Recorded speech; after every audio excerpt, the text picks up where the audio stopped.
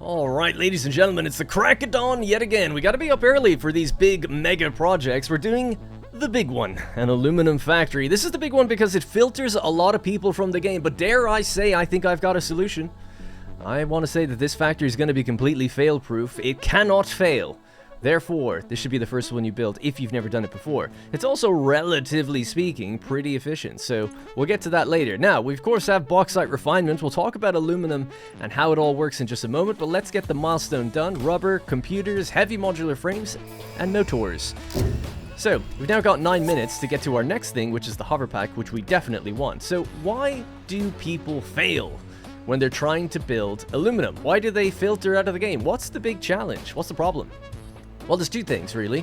One is that aluminum or bauxite, which is required to make aluminum, is in a very specific part of the map. It's across the central band of the map, up on the big pink forest or bamboo forest, whatever you want to call it, area. It's raised above pretty much everything else, so it's a little difficult to get to. Or it's in the swamp, where it's just a nightmare zone. It's just nightmare fuel out there to go get anything, basically. So it's kind of hard to get to, a little bit, and hard to kind of move around from your initial factories, because it's not really next to many of the other things it requires to get up and running. So let's have a look at bauxite refinement itself, now that we've just gotten that. We can see that bauxite combined with water gives us alumina solution with a byproduct of silica.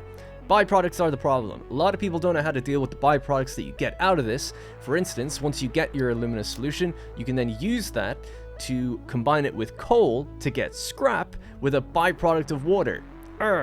You need water to start the thing. Do you recycle the water? Do you mix it with something else like limestone? What do you do with it? You can't sink a liquid, so you gotta package it. But then you need something to package it with. It's just a nightmare. How do you deal with it? Well, we're going to develop a system that is completely fail-proof. That's right, it won't be able to fail. And it will be a recycling system that will use every ounce of that water with no issue whatsoever. I'm going to go out on a limb and say that. The other complicated thing people find is that scrap is very high volume. So, you know, if you're a little bit rusty at the game, perhaps you're trying to throw too much on one belt, and you have to do a lot more subdividing to get everything running all the time. So, this is why people struggle with aluminum, but we're going to make it really easy. However, as mentioned, if we want to go get bauxite, it's pretty far away from where we are right now. Oh, and also, we want to use some alternate recipes to make some of those byproducts a little bit easier to deal with, but we'll be dealing with them, don't you worry. We're going to go to the swamp, the dangerous swamp. Now, I had thought about making a weapons factory before this video in order to get the weapons necessary to go down there and deal with everything. But instead, we're just going to raw dog it and just go down and try to survive. So we're going to be building a rail line that goes all the way down into the swamp to carry the bauxite back to the desert. Why? We could build down there, that would be fine, but I'm just attempting in this world to kind of keep everything relatively central. The cool thing about that is we have all of our buildings really close by to us when we do want to access various different things. That's kind of nice. I never really thought about that, but it's pretty cool. The downside is obviously we have to go quite far every time. Whoa. We are just yellow now. No, we're not. The downside is we obviously have to go pretty far to get anything, for the first time anyway. Much like we did with oil, we have these various oil lines and pumping stations out really far. We're also going to have to develop a kind of pumping station for water. There is some water in the desert, but not nearly enough for what we want. We've also got coal nearby down in the southeast. We're going to be using that, and we're going to bring the bauxite into that location. So, I'm just going to mark off that the aluminum milestone is now completed, and the next thing we're going to work on is the railway. Fear not, we've obviously got lots of blueprints for rail lines and things, and I'll show you them in a moment, but I think I'm going to wait for the pod to return so that we can at least get the hoverpack, because power transfers through the rail lines themselves. That means we can build further and further out while hovering above it, just to make our building a little bit easier. And now, on 1.1, the rail line connects, so we can use these blueprints to just literally pave out the rail as far as we want to go, so long as we've got steel. So, what could we do to improve that? Well, we could head in here to our MAM and research improvements to the dimensional depot. So we'll increase the stack size that we can save up for steel, so I don't have to run back and forth multiple times when we just want to get something, and continue building the rail line. So we're going to upgrade the speed and the stack size. Now obviously if you just run around the map, you can maybe get some of these things and just have it all completely upgraded for you. I haven't done that. Life is too short, so I'm just going to progress kind of more naturally. Now, I've also got 9 hard drives. We're going to start scanning them because at a certain point, basically, hard drives can only roll recipes so long as you have discovered the milestone for the thing that you want. We couldn't find aluminum recipes in hard drives until we got bauxite refinement. Now that we've got it, I can throw all these hard drives in, and what I'm looking for is the sloppy alumina recipe. This will make life a lot easier. We're going to attempt to do this without the silica, but we will need the coal, and we are going to recycle the water. If I could also find the pure aluminum ingot recipe, this would make smelting the aluminum a lot easier too. If you don't find that, you can actually use the silica back into production, but again, it's a bit complicated to do that, and it's not actually all that efficient anyway. So, I'll resume in about 5 minutes. I'm just going to go grab some steel so that we're ready to pave out as much of this rail line as possible. If we take a quick look at the Hoverpack Milestone, you'll notice that you actually need aluminum in order to get it. But no point building the entire factory just so that you can get something that makes building factories easier. Instead, we're just going to purchase some aluminum alclad sheets from the Awesome Shop. So let's just do that really quickly. So we'll actually have a quick look at how many tickets we've got too. 177, looking pretty good. So we'll just grab those, we'll head over to our shop, and we'll go to the parts section. And now that we've unlocked that milestone, we have alclad aluminum sheets and aluminum casing available. So we'll just throw this in here, buy it, empty it out, and there we go. We've got 200 available, and we'll just buy a little bit more if we need to. I don't really like buying things from the Awesome Shop, but it's obviously a great way to just advance a bit quicker. Why don't I like doing it? I'm just a ticket hoarder, I guess. There are achievements in the game for having like thousands of them and purchasing statues and stuff, so I just like having loads. I just think it's cool, so it's just something that rubs me the wrong way when I think about using them on things that you could otherwise just make yourself. It's like, yeah, that's a bit of a waste. Alright, it's back. We should be good to go. Alright, let's throw in the new alclad sheets, the heavy modular frames, the computers, and the motors. And boom! Now, I'd also just dumped this temporarily, so I'll just pick that back up, some of the steel beams. So, in order to use the Hoverpack, we have to go to our equipment workshop and actually make it, of course. Whoops. And there it is. We can easily make it. So we just use a little bit of the alclad we had already to make a new one. Alright, and just like that, we've got it. So now I can finally hover and just be relatively stable for most of the game. I know a lot of people were like quite upset or frustrated or annoyed with me bouncing all over the place. Those who are prone to motion sickness perhaps may have vomited into their screen, and I could smell it in the comments. That's how it felt anyway. But now we're all good. We just have the Hoverpack. So obviously, I'm a little mixed on the Hoverpack just generally. I just wish we had a bit more range. Actually, I say this and we're going really far now actually. But I find myself often running out. At least we can glide slowly down. So it's obviously awesome. It's great. It's going to make building a factory anyway a lot better. But using the jetpack to traverse long distances and terrain is still going to be great. So keep both on me. Now, you can actually... few people know this, that if I press the number 2 right now, so this is in the second slot, this gun, I take out the gun. If I press number 2, I take out the... zipline. Now if I press number 1, it'll take out the jetpack or wherever it is in this list. Unfortunately, it shifts around. But it's a quick way of swapping between them. You have to open your inventory, press number 1, and it'll swap. I can't do that now because in 1.1, there's a bug where if I do this, it uploads it to the cloud for some reason. So it's just a weird thing. It's not because it's on number 1, it doesn't matter what slot it's in. It just does that with it. It doesn't do it on 1.0. Just thought I would mention that if you're on 1.0 and you want to hot swap your equipment, you can just quickly do this and have, try to memorize the placement of these things. By the way, something I just thought worth mentioning about the Hoverpack really quickly, if you're extremely crazy like me and you like that clean power line, if we use the Hoverpack and we latch onto this power, we can actually see that it does affect it, right? We consume 100 megawatts of power. So if you ever see a little line bump and then go down, you're wondering, what machine is doing it? It's you. It's your Hoverpack doing it. So nothing we can really do about that. We're always going to have now a little inconsistency on this thing, or depending on what network we're closest to. Remember, in my world, I've gone with 2 separate networks, one for the variable power and one for consistent and stable power. So as you can see, it was super consistent, really stable, really happy with it. It's taken a long time to get it that way. But unfortunately, yeah, stuff like the Hoverpack will actually make your consumption go over the max consumption amount by 100. So here we are at the Iron Factory subunit, or actually, well, this is the complex. These are the subunits, of course. And this is where I'm going to be building my rail line. So I've been planning out where I'm going to start it and where I want it to go to get into the center here. So I was thinking that rail could go somewhere in here into a big station for future factories in the center. I'm not entirely sure what we'll do. It's hard to plan like that much in advance. But I do want to start basically by building out to here. Something like that would be pretty good to give us the room for a train to travel under this bridge and the next bridge. So this is where we're going to start, and this is aligned to the world grid and everything. So, in the blueprints category, we now have all of these different rail line segments. Did I carve out something for them? I think this is it here. Yes. Alright, so I actually have a hotbar ready to go with all these different things. So we have our solo components, single tracks, our double tracks. So the design I've gone for here is 2.5 foundations. And then I've gone for basically ways to shorten that down if we want. Now, the rail is actually built as part of the blueprint, and these will connect, and we'll show you how in just a sec. So basically, I want to align with the world grid, just like so, either on the right or the left. I'd say on the right, actually. Let's go this way. Okay, so I'm aligned with the actual foundation lines here. Don't worry about this. We can move this over just a little bit to the right, so it's in the center, not affecting the rail line itself. All right, we'll just commit to that. That's our first one. We're high enough. Yep, looks good.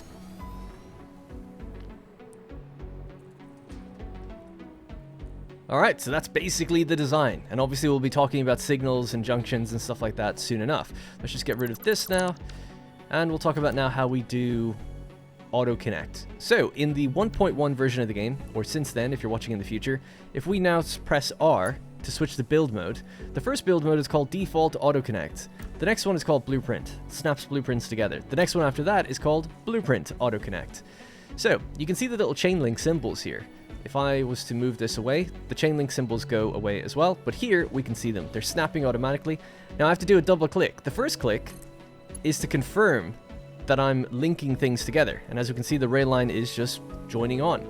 Now we can actually move this quite far away, and as we move it around and nudge it, it all continues and connects. It's great, but really we're just connecting one-to-one anyway, so it's no problem. So we just double click it in, and we're good to go. So now the rail line is connected from one to the other. Before 1.1, this didn't work. You could build rail blueprints and your train would just stop as if the two lines weren't connected, even though visually they would look like they are. So this is a huge improvement, huge time-saving improvement as well. We just double-click and we place it in, double-click, place it in, and we are laughing, basically, all the way to the swamp. And I'll have to kind of illustrate where we're going to go. Now, in future, like I said, I'm losing power now in the Hoverpack, so I can't go much further than that. But we'll hook up a railway station just temporarily at the beginning, just to give it power, which will extend power to the edges of every connection point. So we should be totally good. But this is a good point to illustrate now the next thing, right? The support system. So I wanted the supports to look kind of decent and I don't know, just give it some structural integrity. So I've gone with this RL support. All my blueprints are out for free, of course. So we'll just stick one here. Actually, I'll go there. Why not? Lock it in. We don't have to worry about auto connect or anything like that for these things. They just go right underneath. And then basically, in order to finish it, we just build another metal pillar off the bottom. Or however far down you want to go. It's obviously at an angle, so you have to consider that. Now, I'll also get this bit and just place it at the bottom. And depending on how deep the sand is or how you like it, you can then just use page up and page down to nudge it up and down, yeah, after you lock it in place. So I'll go with about there. The desert's really cool because it's quite forgiving with how things look, generally speaking. So again, we could get rid of this bit, we could go there, and we could maybe sink it even further down if we wanted to, so it's really far down, but we do know it's there, for instance, so about here. And then just lock that in. And that's it. That's what our pillars are going to look like. So I'll be building these all along the way wherever they're needed, and they can be varying sizes. It's not meant to be the exact same on both sides or anything like that. But I just thought I would, quickly illustrate that. That's why this takes a lot of steel. There's a lot of beams involved, and I'm pretty happy with how it looks, and I think over long distances it should look pretty good. Now, if the rail line was to go particularly high, I would probably want a different type of support that comes straight down, because obviously the angles then would be very large. But generally speaking, quite happy with this. Now, I do not have blueprints for turns. The main reason for that is because with Blueprint Auto Connect, we can just turn it and it'll just automatically connect in a nice smooth turn itself. But also, now when building rail, you can do this. Let me just illustrate by building out some standard foundations. Just super quick. If I could get a lot. Okay, that's not working, so I'll just go here for a second. Just go like there, whatever. So, we'll build a segment of rail. We can now rotate the rail around. I don't think you could do that before, and this is why building has become a lot easier. So we'll say, let's say we're just going to there, and then we want to turn. And previously, it used to be kind of finicky. It's like, oh, I wanted to get it to line up like here or here. Like, maybe this is my turning point, but look how curved we are. It's like so annoying. I have to find the sweet spot of getting rid of that curve. But not anymore. We could just rotate, and it gives us the curve we want. So it's great. Building rail is super quick, super easy now, and I'm glad I waited. Because this takes out a lot of the pain. So you don't even really need the auto-connecting for turns, because building turns is so much smoother than it used to be before anyway. But it's nice that you have both. So we'll be building turns and stuff like that pretty soon. I'm just going to build this initial rail station and just hook up some power to this so we can actually build and float as we go. Alright, so thanks to this temporary station now off in the distance, we can basically just hover as far as we're building the rail line. So we can just extend power with ourselves and continue building and floating above it. So it makes life very, very easy. Now, where are we actually building the factory? The plan is to build it over there. So there's sort of like 1, 2, 3 rocks. It's going to be somewhere in the middle. So the rail line I'm planning is going to go straight through there, circle around, and then come back out. We might actually go over that deposit a little bit. It is just an impure node, so I wouldn't be too worried about it anyway. What we're looking to get, and why I'm building over there, is because there's 3 coal deposits right over there, and we need those. We're also going to need water, so we'll need a big water pipeline that comes in from the ocean itself. So it's not too far in the distance. We'll find a good spot for it and just like bring it straight across. We can maybe make it pretty big so that we can bring in more water in future for other things too. There is some water here at this lake, as well as this lake. I just felt like it's not really enough, and this is a more controlled pumping station. I just think it'd be kind of cooler. And by the way, that auto-connect feature makes building pipes one after the other just connect to each other automatically as well. So unlike building the big oil pipeline that I did recently, now as I lay out the blueprints, everything will just build along with itself. I don't have to draw the pipes myself. So that's going to be so much quicker as well. So that'll just make life... It makes building long belt tracks or pipelines much easier. Okay, so we have to go to the swamp, so that's ultimately where I'm aiming for with this rail line. So we want to go somewhere off in this direction. Now I'm not just going to build immediately, and if you did do that, you'd want to lock it in there, and you want to make sure that we're aligned with the stripy foundations, right? So basically, the foundation on the right is the world grid, if we want to think of it that way. The one now in the middle is a half foundation, so we're like sort of playing with fire here. We could be a half foundation off from certain things if we really cared about it. But the rail line should be fairly independent of these things, so it shouldn't really matter too much anyways. I just thought for people who are maybe super OCD like me with getting your placements to line up with each other, just that's something that you want to be aware of. So build off of the right side of this rail line. So that's what I'm going to be doing here. So I want to build to this height. Or not even that height, but just alignment. So 1, 2, 3, 4, 5, 6, 7, 8. So I'm going to start there, and I want this to go along this way. I think this is actually slightly like 2 foundations higher than it needs to be, but I just wanted to get the height or the alignment correct. So yeah, so this is where we're going to be aligning to. So in order to do that, it's going to cut this a little bit here, cut that, and we can just hover now. Take this, collapse it in just a little bit, and then move this out to the right like there.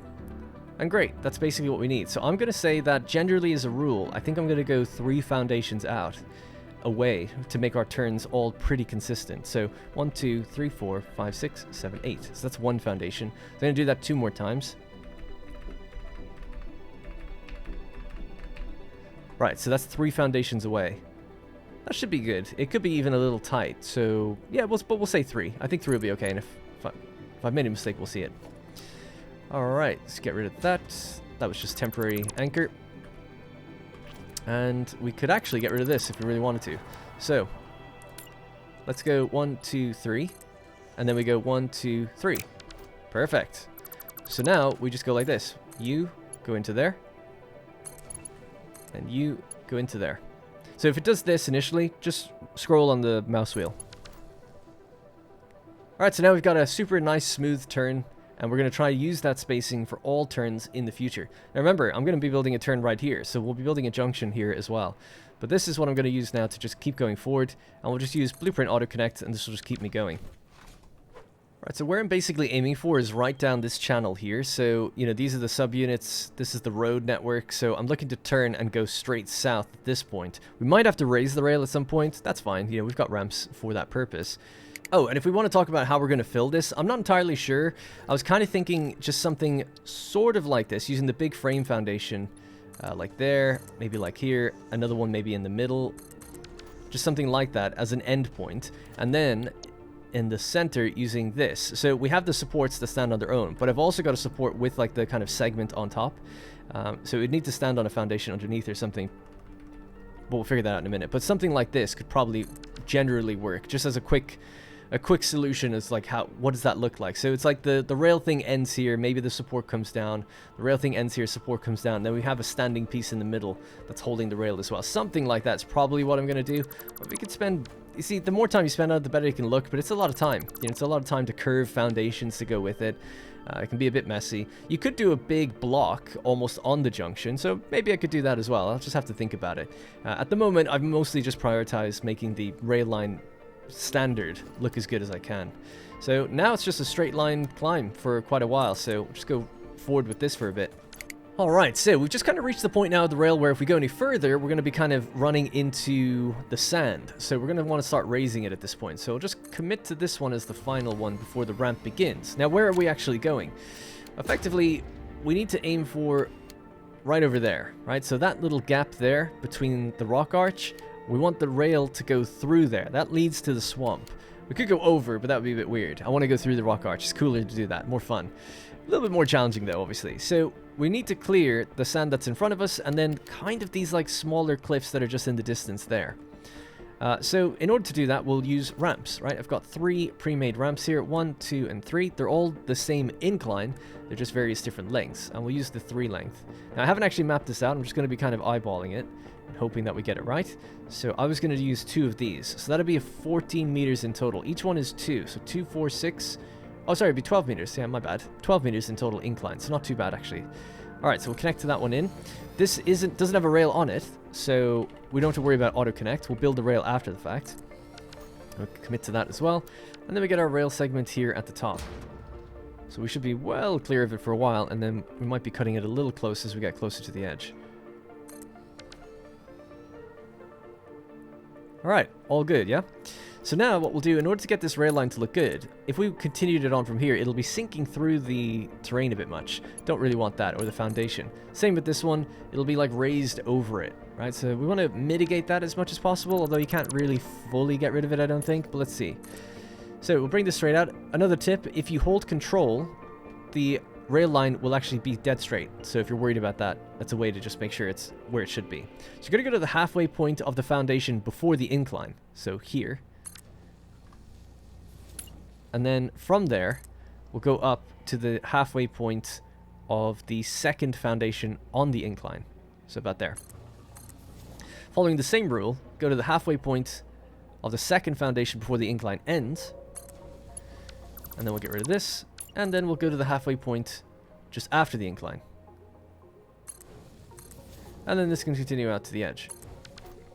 And that's it. It's not perfect. There is a tiny bit of clipping, but that's pretty much as good as you can get it, I think. Maybe you can get it better, but it's as good as I'm going to get it, so I'm happy with it. Right, so this is the one that's actually giving me power. I'll do this one as well, so just do it one more time really quickly. So halfway point there. Halfway point here. Continue all the way up to whatever the incline is, to the halfway point before the end of the incline. And then to here. And then just bring that all the way to the edge. Right, now from here, we'll just grab this, and now we can just begin the auto-connect process again. And as I said, I lose power when we do that. Alright, now, so I keep the incline the same. It was a 2-meter incline the whole way up. That's totally fine for a train to be able to climb up. However, the more stuff you load on a train, the slower it does go. So you gotta be careful of that. Generally, the rule is to not have more than 4 carriages if you don't want. I typically go for 6. Because I normally keep my rails pretty level almost all the time. You would need a very long train for it to actually not make it up that incline. I don't know how long it would have to be, but extremely long, I would assume. Right, so we're kind of at the point where, ooh, it looks like I am going to run into something here, actually. Yeah, we might have to go up one more time, or we could begin our turn. I'll have to think about this. So if we were to turn here, we'd run into that rock. But if we turned left before that, we could probably make it through the gap. Yeah, so I don't mind a little turn here. And maybe we could just go off the grid, I dare I say, to a small extent, because I think the rail line will probably continue down that direction in the future. It's a nice natural dried out riverbed, so it's pretty good for, like, if we hit the junction here, we could choose to go left through there, or right down this open stretch into some other area. So I think that'd be kind of nice to try and do. But it does mean going off the grid, so, or to an extent. Let's see what our grid would look like. So holding control, this is the world grid. Yeah, this is kind of what I'd want. So I've just locked that one in for now, just as a temporary thing. So this is going to be one that if you wanted to gauge the exact spacing and you're following me, you're just not going to be able to do it. You'd have to use the save file and then just work it out or eyeball it yourself, because I couldn't tell you, you know, because it's free form. We've gone off the grid. We've broken all the rules. So I've gone 3 foundations out, and then I want to see how many is it in this direction. That creature's in the way, so I can't really... There we go, 1, 2, 3. It's good enough. That's pretty good, actually. For our turns to be consistent. So we'll just connect that into here. And we'll just connect this into there. And then this will just basically go out now until we have a brand new junction in the center where we go left and right as a T-junction. Yeah, this will be perfect. So we're right at the edge. Nice. So if we have a look at where the actual world grid is, it's there. So we are definitely off it now. We did do a factory that was off the world grid before, if you remember, at the beginning of the game, and that was the coal power plant. So it's not the end of the world as long as we can get back onto it easily enough, and we know that we're off it. It's the mistakes when you think you're on it, and then you realize everything's misaligned. That's actually a problem. But we know that these are now free-form placement to an extent, so we just have to keep that in mind. So we'll turn left there and right here. I'll build a little junction in a minute. Just going to clear out some of these trees while my steel builds back up in the background. It's really cool. In 1.1, when you destroy vegetation with the chainsaw, it actually has unique animations. So these ones break apart, and there's like purple clouds of mist and stuff, and certain other ones, those big kind of balls, they look like balls of air. If you cut them at the base, the balls of air actually fly up into the air like balloons. It's quite cool. Little attention to detail. Appreciate it. Right, I was just working out some spacing of the edge of this, and I think I need to go just a teensy bit further forward, so a 1 meter extension here. Now that doesn't come with rail on it, so I'll just have to cut these rail lines and just extend that out instead, right to the very edge. And that was wrong.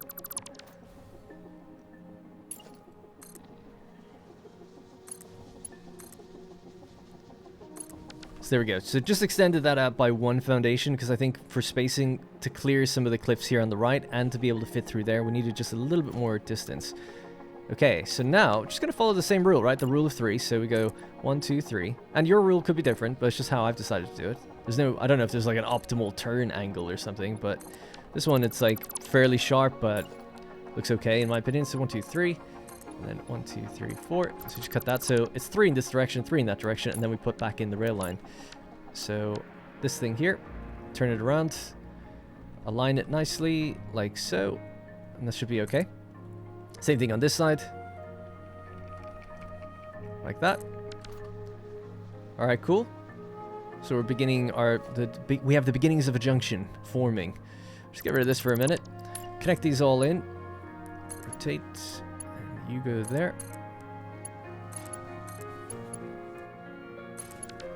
Alright, nice. And then obviously we want this to be able to go that direction.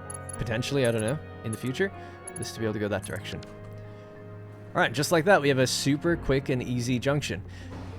Look at this. How good is this, huh? Rail. It's up and running. It's going to be great. Our first little train. Because in the future, no doubt, we're going to have a lot moving back and forth between these places.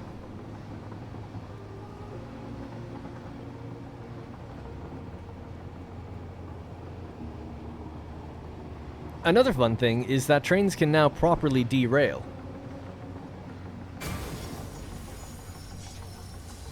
Which is always quite fun.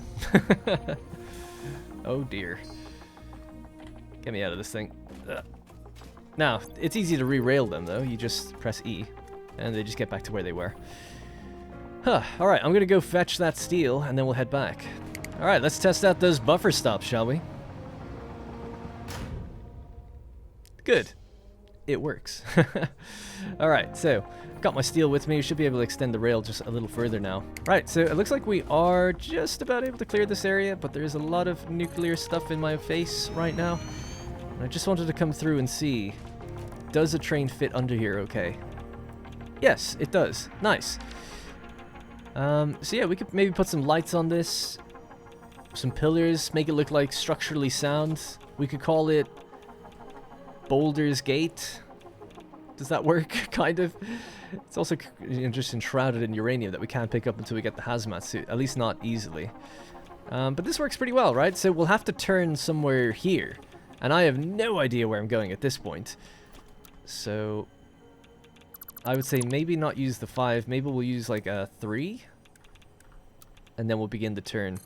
Hey folks, Darren here from the future, and I'm watching this back with you, so we can do a quick time-lapse of how I kind of built the railway out into the swamp. So this took a lot of trial and error, which is why I've decided to time-lapse it, because I just couldn't find a succinct way to edit it without showing mistakes and going back. Not that I mind showing mistakes, but I mean showing you stuff that would be redundant minutes later because I deleted it and redid it. Because I'm talking the whole way through, and I'm trying to explain what I'm thinking and where we're going, but it just all ends up being kind of irrelevant, so it can be a little difficult to know where to cut or where not to if you don't know exactly what you're going to be doing and if it's good or not.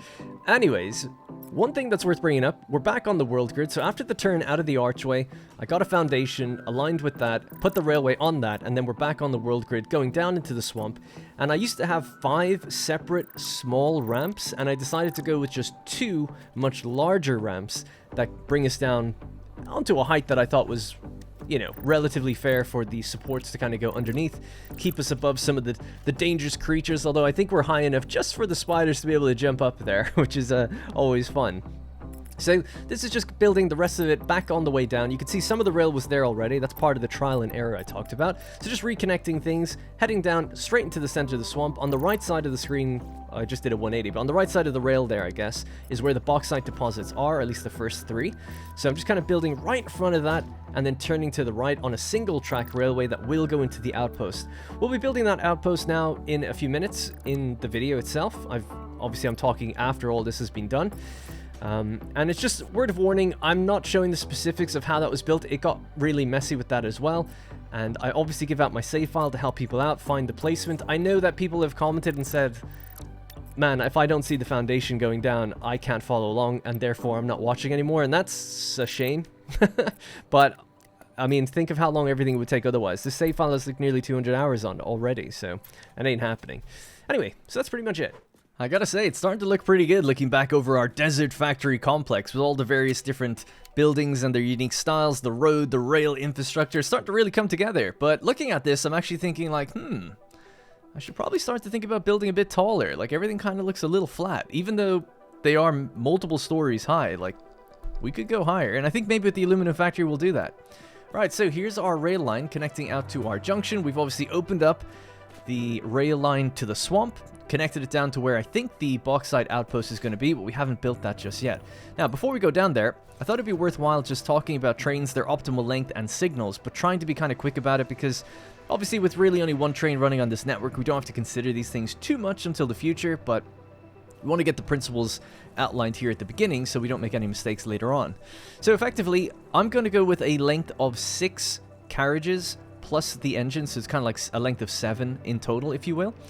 Most people kind of have agreed that the optimal power to weight ratio is 4 carriages pulled by 1 locomotive, and then if you want more, you need multiple locomotives. So this game actually does simulate a sort of physics to the carriages. If a carriage is empty, it's as light as it can possibly be. If it has even just 1 item on it, or anything at all, it creates this cargo container, which makes it vastly more heavy, just right off the rip. So it becomes much more heavy even if it has something small on it. And then it becomes even heavier for every full stack that you add in there, all the way up until the full carriage. I think there's 32 slots in total, so you know, you could have 3200 of something, or you could have, well, what would 32 times 500 be? 16,000 concrete. But it just counts it per stack. It doesn't matter what the object is. So concrete's not heavier than gas filters. They're actually the same weight if they are just full stacks. So just thought I would mention that. You don't really have to worry about weight too much, at least if you're following how I build. If you start to build like these train spirals that you see in the world that go almost vertically up, then you would want to worry about how heavy is your train, right? You don't want to really go over that golden rule of 4 carriages to 1 locomotive. But because I build relatively flat, I'm going to go with 6. And it's not for any like number reason, it's purely because I think it will just look a little bit better. It's just a bit more satisfying seeing a train be a little longer than just 4 carriages, in my opinion. And why did I settle at 4 and then not 10 or 11 or whatever? You do start to eat into your efficiency a lot more the longer and longer you go, but also when you're building a station, right? A station is like this, and you have all the different freight platforms. The further back you are from the front, the loading and unloading animation doesn't really play because it's too far away for you to see. So once you go beyond about 6 carriages, it looks a little glitchy actually if you're at the front of the kind of train, I suppose, and you just it doesn't look like it's loading properly. So this is your kind of optimal middle ground for LODs, level of detail distance, as well. So that's the reason I'm kind of going with the number 6. So take it as you will. That's the number I'm going with. So not super efficient, but a sort of middle ground. You know, your classic centrist position, I guess. All right, so something I thought I would just show really quickly here is how trains work in the game. This is actually quite important for people coming from games like Factorio and wondering about how these trains really operate and why their rail lines aren't working as they do in other games. So I'm just going to build just a temporary platform here. Right. Okay, so this is just what I wanted to show. This doesn't really work in this game, and I'll talk about why. So if we had a train on this area and it was going forward and it stopped for some reason, let's say there's just something blocking up ahead, what people assume is going to happen in this game is that the train following behind this will use this section as a bypass to go around or wait here as well, right?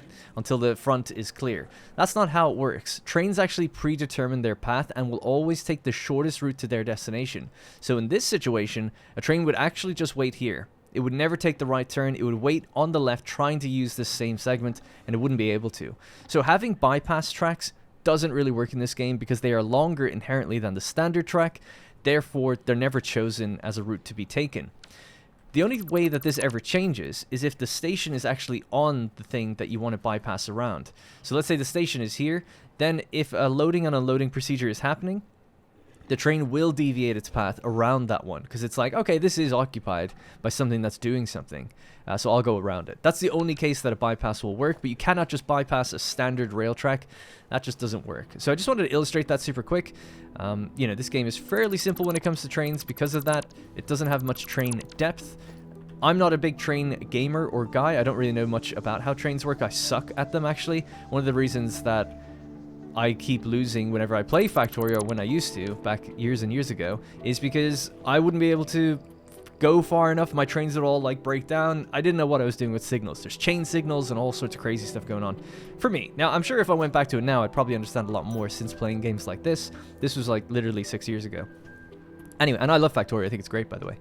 Right, so let's talk about the signals in this game. There's only 2 types. You have a block signal and a path signal. So I'm going to be very quick about this because, like I said, we'll be touching on multiple trains running through these junctions in future, and I'll do a bit more of a detailed breakdown on signals just for anyone who's also concerned about that. But very quickly, we have block signals, right? So let's just also say that our build mode puts the signals on the left side. So we're going forward on the right track and back on the left track, so we're right-hand drive.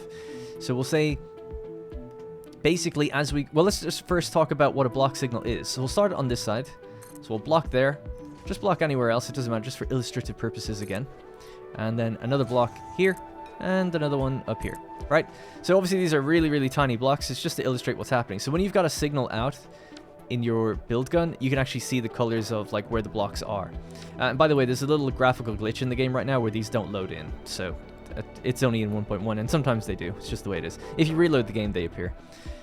And as you can see, these ones worked. So it's just a thing. I think it's when they're not on an actual segment. If you're just placing it down on a free-form part of the track, that's what happens. Okay, so a block signal. Very simply, the rule is basically this, that on each colored segment, you can only have one train. That's it. So a train will basically, if a train is here, a train will pull up to this one and wait until the section in front of it is clear, because it's occupied. And that's basically it. That's how a block signal works. So you want your block signals to be spaced out at the max length of your longest train. Yeah, so I've just told you that my trains are going to be 6 carriages plus an engine, so my block signals need to be spaced out at least that.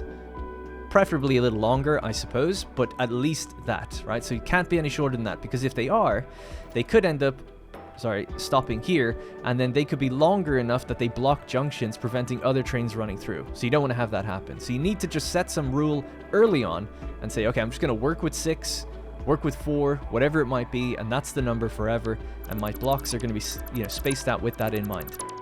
Now, when it comes to actual junctions like this is where the path signal comes in. So the basic rule, without worrying about how path signals work too much, and if you do want to read about them, it does have information here on the right side of the screen. But the basic rule is this. You want your path signal on the way into a junction, and your block signal, so I've just switched to block signal, on the way out. So we start here, and we're turning right, we've got path in, block out. Alright, so now we've got path in and block out. So now here, on this side, we'll do it the same. So rotate it around. Path in, block out is already done there. Block out here. And then finally, on this side, we'll go path in. And we've already got our block out and block out. Alright, so that's basically all you need to worry about. Now, you might be thinking, but Darren, you just told me that we need to space out our block signals so that a train doesn't just stop. Like here, what if it's going to stop here at this block signal? That's not how it works. The path signal is basically always going to bypass the first block in front of it. It's sort of reading the block signal in front of it to determine whether you can go through it or not. So it's only the block signal at the next part of the track that you want to have the long spacing on. So we'll say here, for instance. Okay, so now the path signal, which is here, as a train is coming up to it, it'll basically go like, is this section of the track free? And it does that by judging this block signal. It goes, is this section of the track free? Yes. Okay, cool. Now I can go through and wait at this, and, you know, wait at this one if I need to, or whatever the case is. So it's sort of, you'll never stop here. A block signal after a path, you never stop at. So the basic rule, again, just to simplify, path in, block out, and you'll always be good. And now we could just take our train and go down to the swamp and have a look at building our Bauxite Outposts. So I had a quick look at how long this episode's been running. I know I talked a lot, I'm sorry. We'll do a bit more building now in the rest of this one and the next one, especially. Don't think we're going to get to the water pipeline today, but we'll start working on the Bauxite Outpost. So I'll just quickly take you through the swamp archway, the Boulder's Gate, as I've been calling it. The reason for that was because there used to be boulders here, by the way. And I'd mentioned that, but I actually kind of cut that out in the video. So we have our first little incline here. We go straight for another little while, and then we go down a lot further. I was considering just keeping it straight above the whole swamp, but I thought, no, let's get down on the ground, get in there a bit more. We're still relatively raised above things. Now you'll notice that there is a track that leans over to the other side. That is purely just to transfer power at the moment. If you remember, I powered the left rail, not the right, and until I create a loop, I wouldn't be able to ride this side, or unless I added another station to it, which I haven't done yet. Alright, cool. Man, the swamp, huh? Scary stuff. Let's have a look. Got my little RGB helmet on, attracting a lot of attention right now. But we're alright. This will be safe, right? We'll be fine. I'm sure there's nothing hazardous or evil lying at wait beneath our feet right now. So I've chosen to stop here. I obviously haven't cut away these trees just yet, and that's because there is a bauxite deposit there, and one just somewhere right in front of me. So we'll just quickly do this. Sorry, I guess I do still have power here, actually, which is great, so we can just hover. So yeah, so we've got 3 right in front of us. 1, 2, and 3. And then we've got some other ones here. We're going to be grabbing them in the future, but for now, we can just start with these ones. We don't have to worry about it. Alright, so I've just extended the platforms out a little bit, so that we should be good here to place our train station, and I just cleared out one of the spiders that was kind of bothering me. So we'll just nudge this into position and align it with our rail line, and I'm actually going to push it back by 1. I think that should do the job. Let's have a look. So this is an importer, or sorry, an exporter station. So we want to line up the inputs with the center of the foundation, if possible. So yeah, there we go. See, if it was just moved forward like it wanted to be, that wouldn't have been nicely aligned. Not a big deal, but it'll just make building a little bit easier for us. So we basically need 6 of these, right? So we've got 1, so 2, 3, 4, 5, and 6. So it's as easy as that. We'll just connect up the line, actually, so then we can get our power and float around. Alright, so good. So now we can float again. And this whole thing should have power now. We can see the green light is on down there, which means we can pull power out here and just connect it into a power tower and extend power wherever we want. Now, I'll probably actually bring power through from the... Because I've got 2 variable lines and I'm crazy, I'll probably just bring power with me anyway. I just actually like that. I used to do that anyway, even though power does transfer via rail. It's just something nice about having the power towers going alongside the rail. I think looks kind of cool, so I plan on doing that. So this is called Tilburg by default. We'll give it a proper name. We'll call it the Bauxite Outpost 01, maybe Swamp Edition. So Bauxite Outpost 01. Okay, cool. So with all of these ready to go, and they're set to train setting load, which we want, we'll now build the industrial storage containers, and we'll place them about here. So these are buffers. So one annoying thing about train stations, unlike trucks, is that they actually pause when the loading and unloading happens. So the belt that's feeding into them stops. So a truck will load its cargo even while a miner is still feeding it, and there's no problem. But trains don't work that way. The arms come out, they gather the thing out of here, and while it's being pulled out, you see this big container being lifted out. So you have to think of it, I guess, realistically, where it's like the container is literally being pulled out, so nothing can go in, because it's not feeding into anything properly. So because of that, we need buffers. So anyways, what we'll do here is then, we've just got Mark IV belts at the moment, so we'll just add 2 belts into each one. And that guarantees that if we're feeding this with a Mark IV in, right, so let's say a Mark IV is going in, now we've got 480 in, but we've actually got 960 out. Yeah, so we can drain the buffer faster than we feed it. Now I'm just gliding across the swamp tentatively because I wanted to check out where these other 2 bauxite nodes are, because they'll likely also need a railway outpost somewhere nearby. So we'll just continue a railway outpost over to this location. It should be somewhere here. There we go. So 2 of them there. So I'm going to kind of map out how we get the train line over here. I did initially think I would just have the 1 outpost and that I would just, I don't know, use a belt. But it's actually kind of far enough that it does warrant bringing the train over. Makes the journey time a little longer, but we could at least build a station maybe even here and then roll back around onto the main line and get out. So I'm probably going to work out how we do that. So over there we have the original outpost, right? Bauxite Outpost number 1, and then here we have a second one, Bauxite Outpost number 2. They're both the same. The same train line is going to continue, so it's just a single track that goes from here to here. So we're kind of doubling the length of loading time by having 2 separate places for this, although there'll be no doubt multiple trains going here as well in the future. And the idea is just to have this be load balanced. Now, I've been building load balancers as well in terms of blueprints, but it's always kind of custom. It's like, yeah, this would split 1 belt into 6 evenly. Obviously, that's super straightforward and simple. And I'll do ones for more specific things like 1 to 9 or 1 to 5, I think we'll need for the aluminum factory later. But this doesn't really apply here because the spacing is so wide on everything, you can't really use something as simple as this. You also need to avoid getting too close to the wall. So I think what I'll do is Splitter's going to come in somewhere like here as the first point. We know that this is the even point between the 2 because we have the center of the things to look at. And then we'll just move this maybe forward to there, so it's just on the line. Would that be alright? I think that's okay. So let's see. So we'll have a big belt there, and I'll just use the max belt speed anyway, and we can tone it down if we need to. So we use default mode here, and then we split into the bottom on straight mode, into there, and into there. So that's nice and easy. We'll just do that again on the other side. So here. And then just default mode, and then we'll do straight mode again.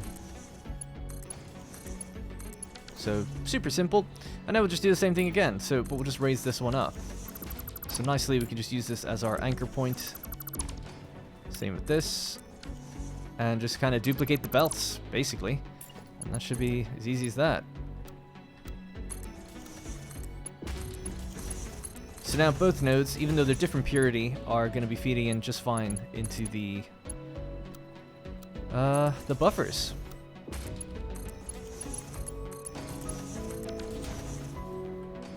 Alright, there we go. So I'll just cut away that. We don't need that right now. And yeah, so we'll just have some sort of like belt track. I'm just at the first outpost. I'm just clearing some trees. We have one of the deposits there, another one is here, and the other one is over there. So I think what I'm going to do is just literally feed them up from the floor. So the splitting will be done down here, because for the most part I can cross this area at least there and feed up. So if we could do the splitting somewhere here, it's going to be messy. It's going to take me a while, so I probably will skip over a lot of it because it's just going to be filled with trial and error for me, and then we'll have a look after the fact. Alright, so I spent a little bit of time on the area. I now have the 3 miners kind of hooked up and logistically connected. They're not actually hooked up to power just yet. We won't turn this stuff on until probably the next episode. We'll actually start moving the stuff around.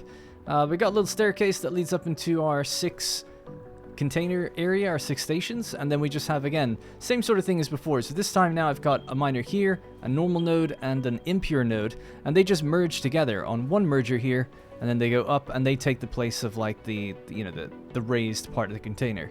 This one is the pure node, so it's doing a much higher volume out. It needs to be on its own for when we get Mark 6 belts, so it stays on its own down the bottom, splits 6 ways as well. and then goes in here. So this way, everything should be getting, I think, 350 per minute, and everything on the other side will be getting 150 per minute.